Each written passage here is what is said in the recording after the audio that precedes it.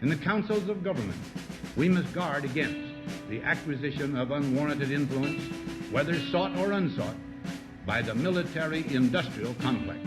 This was Eisenhower's farewell speech in 1961, explaining how much more money spent on the military meant so much less for the people, that every gun made, warship launched, and rocket fired signified, in the final sense, a theft from those who were hungry and not fed, those who were cold and never clothed.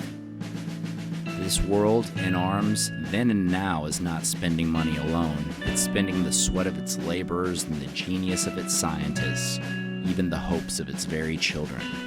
The cost of a 1961 bomber equaled the cost of 30 different schools in separate cities, or 2 electric power plants serving towns of 60,000 people each, 2 fine, fully equipped hospitals.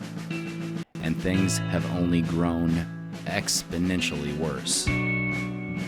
Back then, there were no predatory lending practices, no payday advances, no car title loans.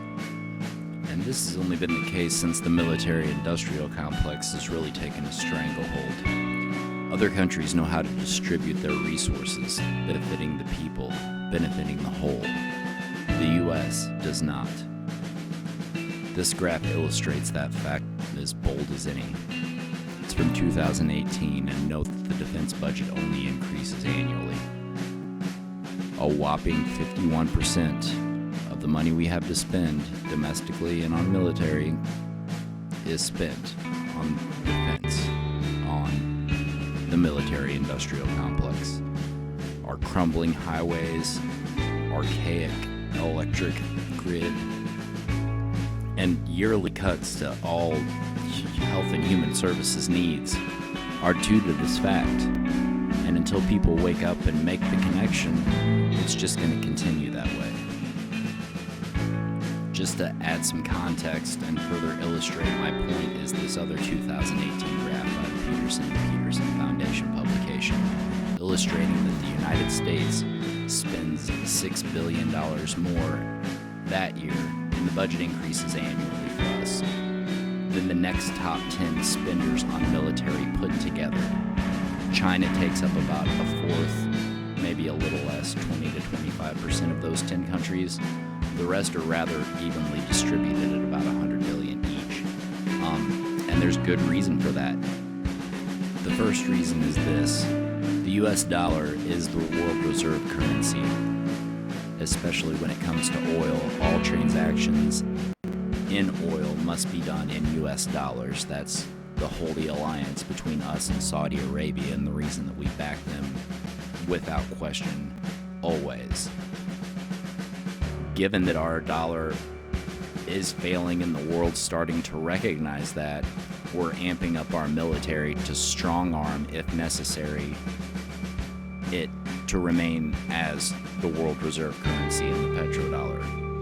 The other reason is that these other countries aren't pillaging their middle class to support a military-industrial complex capable of such barbaric expansion of U.S. imperialism forced upon the rest of the world. You can see this steady increase and decreases, but from about 2000 on, where we just dominate on expenditure, and we've expanded military bases into 174 countries. We are the Russia that you were trained to fear.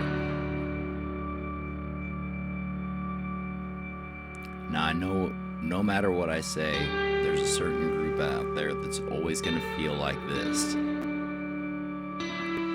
Blinded by nationalism or MAGA Trumpism. You've bought into it, you drank the Kool-Aid, and you don't just believe, you know that America is the best, deserves the best, that all Muslims are bad, and that we should be the world's police. We're the strongest, best, most important country in every aspect you could possibly imagine. The fact is that we, and all of us as U.S. citizens, are victims of a propaganda machine so vast and coordinated with surgical precision it's been sharpened since the 50s to the point where we literally can't see right from wrong. In 1983, acting CIA Director William Casey was 3 times independently confirmed to have said, and I quote, "We'll know the propaganda machine has completed its task in America when the public believes it's a new morning in the lie is America. the truth, Fresh, and the truth vital. is a lie." The old cynicism is gone. We have faith in our leaders. We're optimistic as to what becomes of it all. It really boils down to our ability to accept.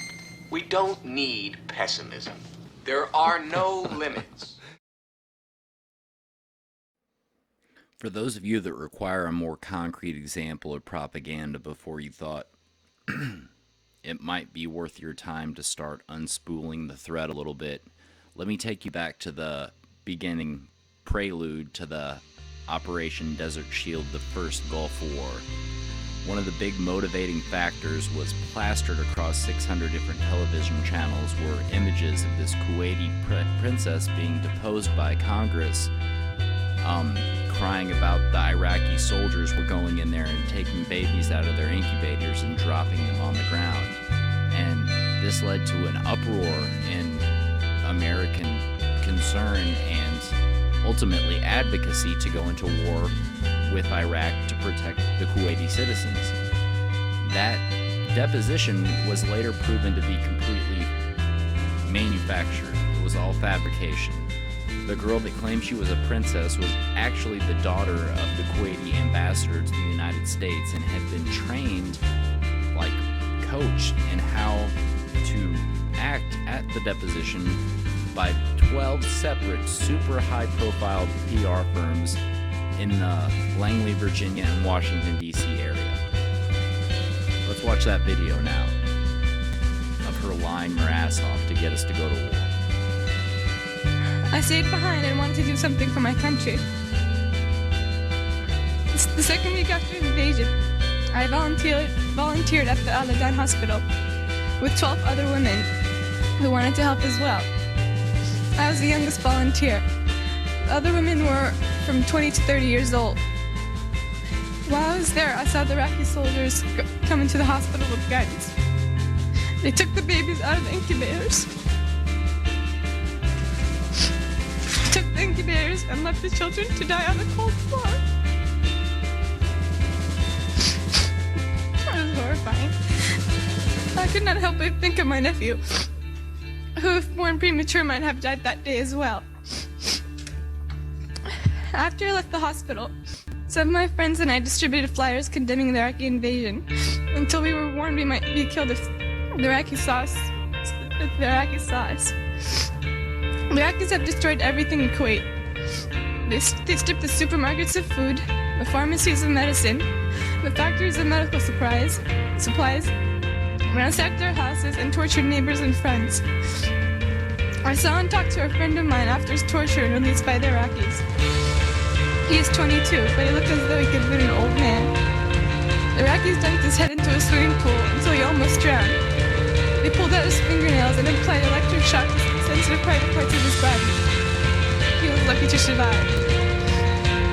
If an Iraqi soldier was found dead in the neighborhood, they burned to the ground all the houses in the general vicinity and would not let firefighters come until only ash and rubble was left. The Iraqis were making fun of President Bush and verbally and physically abusing my family and me on our way out of Kuwait. We only did so because life in Kuwait became unbearable. They have forced us to hide, burn, and destroy everything identifying our country and our government. I want to emphasize that Kuwait is our mother and the Emir our father. We repeated this on the roofs of our houses in Kuwait until the Iraqis began shooting at us. And we shall repeat it again. I'm glad I am 15, old enough to remember Kuwait before Saddam Hussein destroyed it, and young enough to rebuild it. Thank you. Thank you. We thank all of our witnesses for helping us orchestrate this bullshit demonstration that's going to allow us to go kill a bunch of innocent people and feed the hungry greed of our military-industrial complex buddies. So maybe the next time you're watching the news and you see something like this, definitely something that stings. These backpacks belong to Malaz and Basem. Maybe you'll take pause, because that was used just in the same way as Princess Naira to run a successful bombing campaign on Syria, on Damascus for 3 days by Trump in 2017. Or perhaps you'll see grainy footage like this, alleging that it's the Iranians planting Libyan vines in a Japanese or English oil tanker. There's no way to tell if this was taken on the ocean or in the Great Lakes in 1956. There's no distinguishing marks or anything on here. No different than the New York Times, who released that video about 3 months ago, alleged that the Russians were bribing Afghan soldiers with bounty money if they killed American troops. About 3 weeks later, they redacted that on page 7, below the fold, with about a third of the below the fold section, just a tiny little corner of redaction. The left still uses it as a talking point today. We use propaganda to go to war. That's the fact. People need to do some independent research, because all of your media has been infiltrated. Research Operation Mockingbird. Research the Gulf of Tonkin incident. Research the Iran-Contra affair. The list goes on, but your media is infiltrated. It's a state-run media. All three are served only to manufacture consent in the public and to keep us fighting each other. The left and the right fighting each other instead of fighting our common enemy, Washington, D.C., the Citizens United legislation, and the military-industrial complex. Please stay tuned for more episodes, and thank you for watching the Post-War Show.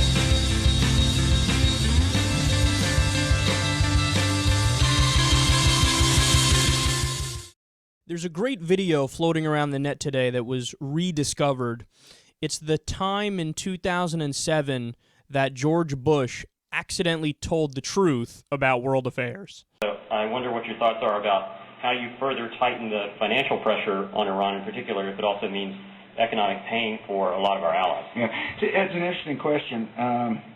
One of the problems, not specifically on this issue, just in general, let's put it this way: money trumps peace sometimes. In other words, commercial interests are very powerful interests throughout the world. And part of the issue in convincing people to put sanctions on a specific country is to convince them that it's in the world's interest that they forego their own financial interests.